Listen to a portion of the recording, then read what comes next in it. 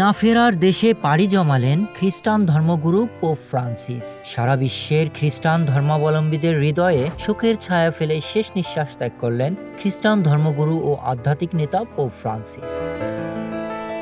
21 April সোমবার স্থানীয় সময় সকাল 7:35 ভ্যাটিকানের নিজ বাসভবন কাসা সান্তা মার্তায় মারা যান তিনি। মৃত্যুকালে তার বয়স হয়েছিল 88 বছর।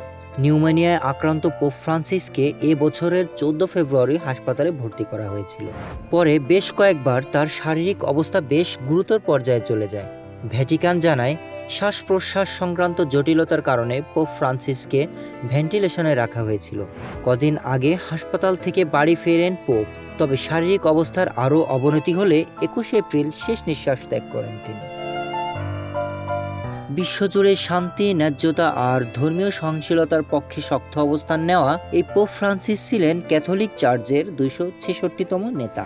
তার আসল নাম জর্জ মারিও বার্গেলিও। তিনি 1936 সালের 17 ডিসেম্বর আর্জেন্টিনার বুয়েন্স আয়ার্সে জন্মগ্রহণ করেন। বাবা মায়ের 5 সন্তানের মধ্যে সবার বড় ছিলেন তিনি। ফ্যাসিবাদ থেকে বাঁচতে তার বাবা মা তাদের জন্মস্থান ইতালি থেকে পালিয়ে আর্জেন্টিনায় পাড়ি জমান। শৈশবে নিউমোনিয়ায় ভয়াবহভাবে আক্রান্ত হওয়ার পর এক অপারেশনের মাধ্যমে তার ফুসফুসের একটি অংশ অপসারণ করতে হয়েছিল। পরবর্তীতে এটি তাকে সারা জীবন সংক্রমণের জন্য সংবেদনশীল করে তুলেছিল। ব্যক্তি জীবনে রসায়নবিদ হিসাবে স্নাতক হওয়ার আগে তরুণ বার্গেলিও একটি নাইট ক্লাবে বাউন্সার এবং ফ্লোর সুইপার হিসাবে কাজ করতেন। ফ্রান্সিস দর্শনে পড়াশোনা করেছিলেন এবং সাহিত্য ও মনোবিজ্ঞানও পড়েছিলেন। পরবর্তীতে তিনি জেসুইট হয়েছিলেন।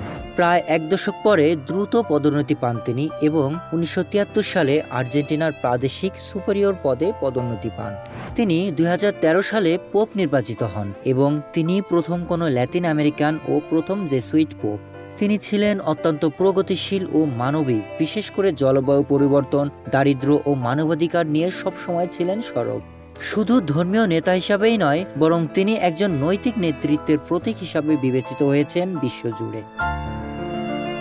তিনি একাধিকবার নোবেল শান্তি পুরস্কারের জন্য মনোনীত হন তার মানবিক কাজ ও শান্তির বার্তার জন্য।